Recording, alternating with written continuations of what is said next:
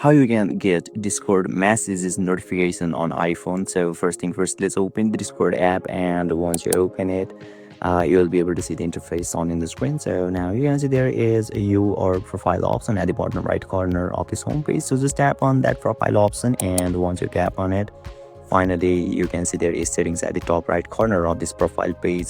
So just tap on that settings icon, and finally you need to scroll a little bit down unless you find the notification option. So once you find the notifications on in the screen, just select the notifications. Afterward, you simply need to enable this option, the very first one, and another one is get notification outside of Discord. So you simply need to tap on it, and finally once you tap on it, you can see there is notifications in here.